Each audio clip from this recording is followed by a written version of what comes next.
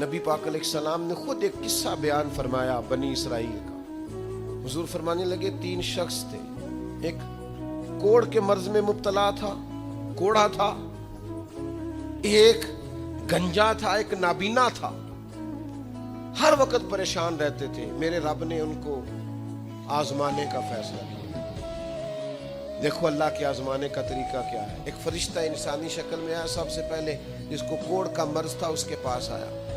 حضور سید عالم صلی اللہ تعالی علیہ وسلم بیان فرماتے ہیں, اس نے آ کے اس سے کہا کیا چاہتے ہو؟ اس نے کہا یار مجھے کوڑ کا مرض ہے, لوگ مجھ سے نفرت کرتے ہیں, گھن کرتے ہیں, کاش میری کھال ٹھیک ہو جائے, جلد ٹھیک ہو جائے, بیماری چلی جائے. تو فرشتے نے ہاتھ پھیرا, اللہ نے شفا عطا کر دی.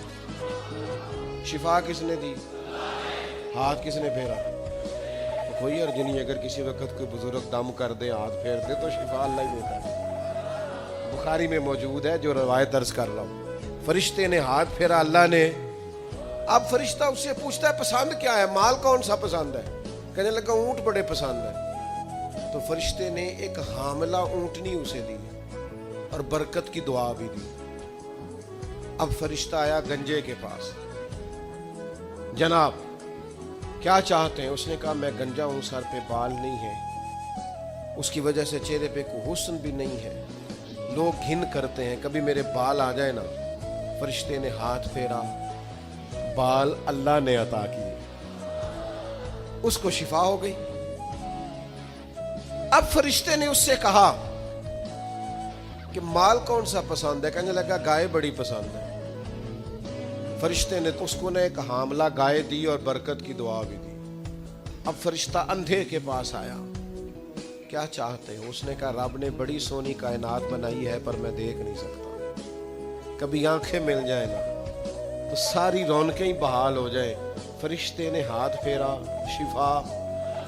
یاد رہے گا مسئلہ, یہ اتنا سا مسئلہ جس میں لوگ بڑی جلدی اڑ جاتے ہیں. فرشتے نے آنکھوں پہ ہاتھ پھیرا اور اللہ نے شفا عطا کر دی. فرشتے نے کہا پسند کیا ہے؟ کہا بکریاں بڑی پسند ہے. ایک حاملہ بکری بھی دے دی اور دعا بھی کر دی.